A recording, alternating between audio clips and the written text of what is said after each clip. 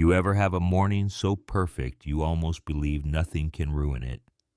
I was out on my dock, mug of coffee in one hand, fishing pole in the other, just soaking in the quiet. The lake all glassy sun peeking through the pines, thinking, this is what folks mean when they say peace of mind. 3 years living out here, just me. This old log cabin my granddad built in the water my family's owned for generations. The kind of life where your problems are usually just tangled lines and stubborn base until the day those heels started clacking down my driveway like some kind of warning bell. I look up and there she is, all pearls and attitude, strutting like she owns the place, though I know for a fact she doesn't. She plants herself by the dock, not a speck of dust on her shoes, and calls out with that HOA president voice. Sweet on the outside, just sour underneath, surf fishing's prohibited in this area. Community standards, you understand. And I can't help but smirk, ma'am. Last time I checked, this was my lake, my dock, my coffee, and I built all this with my own hands. She's not used to being told no. I see that quick flicker in her eye before she pastes the smile back on. I'm just here to make sure everyone follows the rules, she says, tapping away on her phone like she's logging me into some system. The board will be reviewing your situation. That's when I realize this isn't about fishing. It's about control, and she picked the wrong stubborn old hermit to mess with. Next thing you know, I get a letter slid under my door, all gold embossing and threats about unpermitted activity and legal action if not compliant. If you've ever dealt with an HOA, you know the tone. I'm laughing at first, but then there's a pit in my gut because it ain't just about rules, it's about pushing me off my own land. So I head into town and see Helen, the local attorney who doesn't take guff from anyone. She looks over, the letter sips her coffee, and says, Ben, you've got nothing to worry about, but you'll want every deed, every tax slip, every water right your family's got. Folks like her don't play fair. I start digging through my granddad's old files, finding papers so old they still smell like pipe tobacco and dust. Turns out, not only do we have the lake and the land, but we own the only road the new neighborhood uses to get in and out. No easement, nothing. I'm laughing now. Imagine the look on her face when she finds out the whole HOA drives over Harmon land every single day. Helen's eyes light up, Ben. They're not just harassing you, they're trespassing. And that means you get to play a whole different game. The thing about living out here is word travels fast. Pretty soon my old neighbor Pete's dropping by, bringing me news that the HOA's got half the newcomers riled up about dangerous loners and community values. Pete just grins. Your grandpa always said this place would be worth fighting for.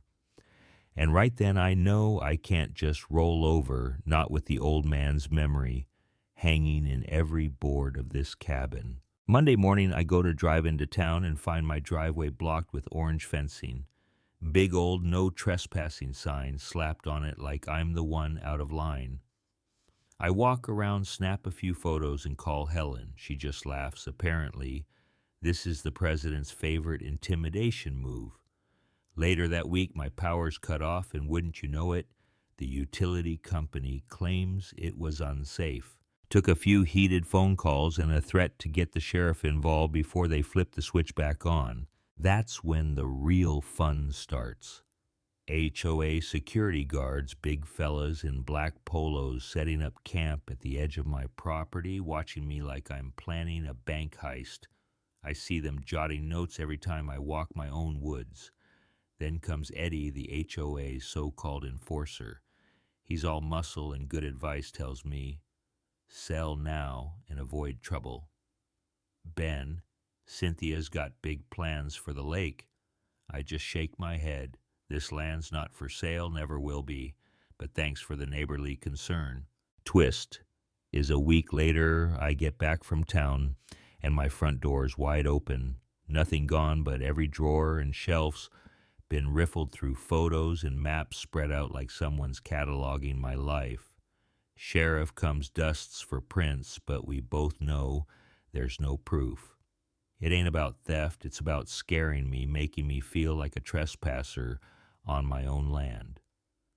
That's when I stop reacting and start planning. I dig out the old map, survey every inch, and sure enough find the proof Helen needs. That road they all use sits entirely on Harmon property, no legal right, not even a handshake agreement. Helen's grinning now. Let's let the neighbors know the facts. So we send out letters simple and direct. If you want to use the road, you'll need to make it legal. Suddenly, everyone who ignored me at the mailbox is ringing my bell asking what the HOA's gotten them into. At the emergency meeting, Cynthia tries to hold it together, but the crowd's restless, especially after I roll out the deed, the maps, even the conservation easement Granddad filed, locking the land down for good. And then there's Doug, the developer behind the scenes, slick suit, oily smile, promising grandfathered rights he doesn't have. We can make you rich, Ben, walk away. Everyone wins. I laugh. You don't get it, do you? This isn't about money. It's about respect, about roots, about the promise my family made to this land. After that, everything changes. The HOA's legal threats dry up. Investors bail, and Cynthia's gone before the month's out. The real neighbors, the ones who just wanted peace, come to the table. We work out a fair deal for road access, no more tricks, no more threats. Eddie, who once tried to bully me, winds up as the new HOA president, runs it like a real community for the first time. The most satisfying moment. Sitting on my dock at sunrise, Eddie by my side, both of us casting lines.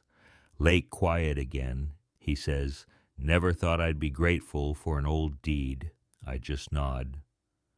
Funny how history saves you if you let it. Some mornings I think about all that drama and wonder how many folks out there are getting pushed around by people who think a suit or a title gives them the right. You know what I mean? So, now it's your turn. What would you have done? Do you think I went too far or not far enough? Ever had to stand up to a bully or an HOA that forgot who pays the bills? I want to hear your stories. Drop your thoughts below and don't be shy. Justice, community, the right to call a place home. Sometimes you got to fight for it. Sometimes you just got to outlast them. Either way, don't let anyone tell you where you belong.